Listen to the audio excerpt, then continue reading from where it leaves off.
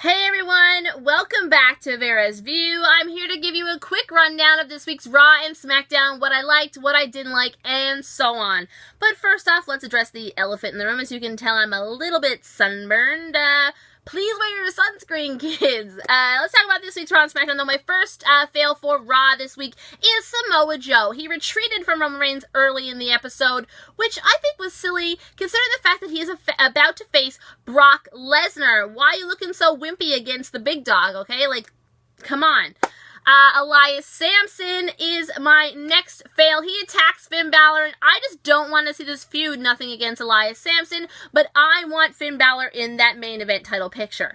My next fail, it's kind of the last one, kind of not, we'll talk about that in a second, but it's Enzo and Cass break up. I'm so upset about this. I love them together as a tag team, and I'm very disappointed to see we were right that it was Cass attacking Enzo all along. I just wanted it to be a big surprise. I wanted more from this angle, but again, not shocked. This is where they went with it.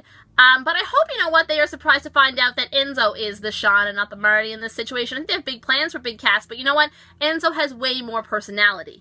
And my last fail, which isn't necessarily for Raw, but I'm sick of hearing over and over again about this Great Balls of Fire pay-per-view. I picture Vince McMahon sitting in his office and thinking to himself, do you know what song I like? That goodness gracious Great Balls of Fire song. Let it be a great pay-per-view. And then they just let him do it. I think he's slowly losing his mind. My wins, however, though, for Raw start off with Goldust. He invites R-Truth to the Shattered Truth. So it looks like this feud is coming to a head next week, and I am excited. My next win is Bo Dallas debuting a new look on Raw.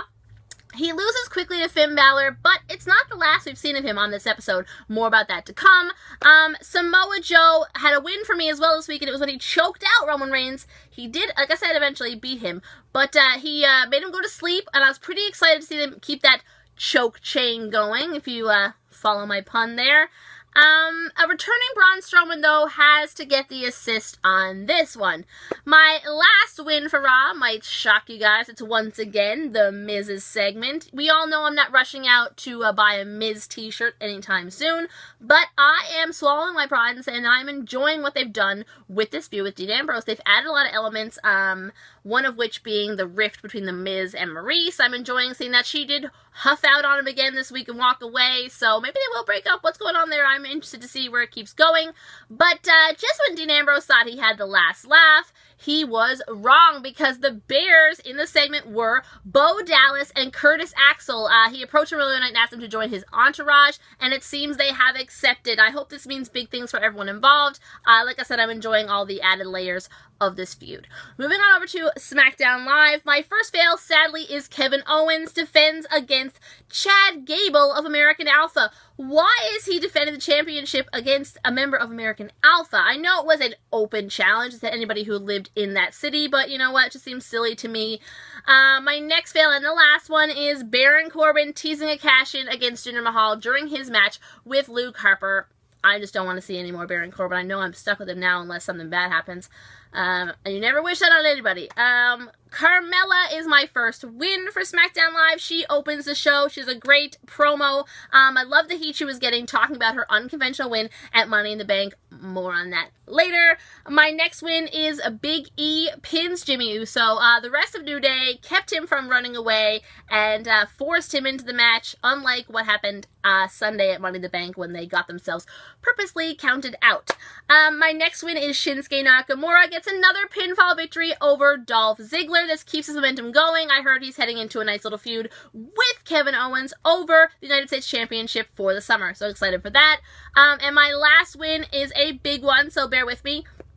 It is the fact that SmackDown Live this week, the entire episode was focused and built around the women's division. The whole show, they just were building up to the fact, should Daniel Bryan reverse the decision on Sunday and take the Money in the Bank briefcase back from Carmella.